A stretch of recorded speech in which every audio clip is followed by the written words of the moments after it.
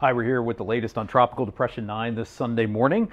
Currently located just to the south of the central Bahamas, moving towards the north now at about 9 miles per hour. You can see showers and thunderstorms spreading across much of the central and northwestern Bahamas, producing heavy rainfall. Likely to see some tropical storm conditions in those islands as soon as later today, as we are expecting this system to become a tropical storm as soon as this afternoon. But there have been some significant changes to the forecast since yesterday. We are now expecting a northward motion through the central and northwestern Bahamas during the next 24 to 36 hours, followed by a much sharper turn toward the east as we get into Tuesday and Wednesday, and then an acceleration towards the east in the general direction of Bermuda as we get into the middle to late portions of next week.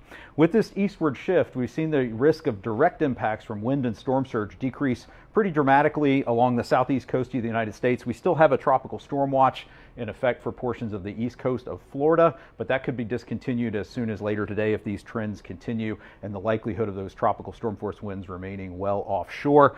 Farther north up into Georgia, South Carolina, coastal North Carolina, we are still expecting the risk of some heavy rainfall and the risk of at least isolated to scattered flash flooding potential. This is especially from Monday into Tuesday and even early Wednesday in places like Charleston, Wilmington, Jacksonville, North Carolina, essentially southeastern South Carolina, southeastern North Carolina, where we could see widespread rainfall totals of 2 to 4 inches, isolated amounts as high as 7 inches.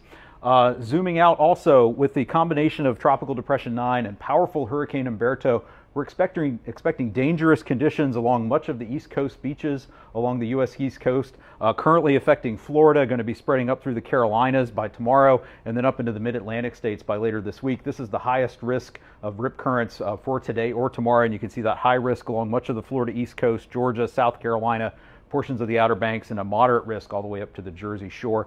So please, a reminder that even if it's a nice day to be out at the beach, especially farther north, there could be dangerous ocean conditions, and a reminder to stay out of the water if it doesn't appear safe.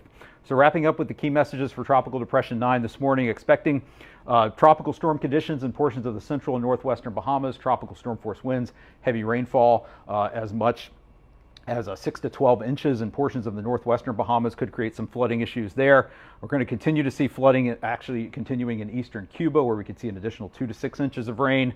Heavy rainfall across the coastal Carolinas is the most likely direct impact from this system, where we could see some isolated flash and urban flooding, some potential minor river flooding by Monday, Tuesday into Wednesday morning.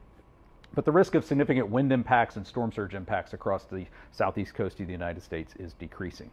So you can continue to come back here to hurricanes.gov at the National Hurricane Center for the latest on this system, and get more information from your local National Weather Service office at weather.gov. Thanks for joining us. I'm Mike Brennan at the National Hurricane Center.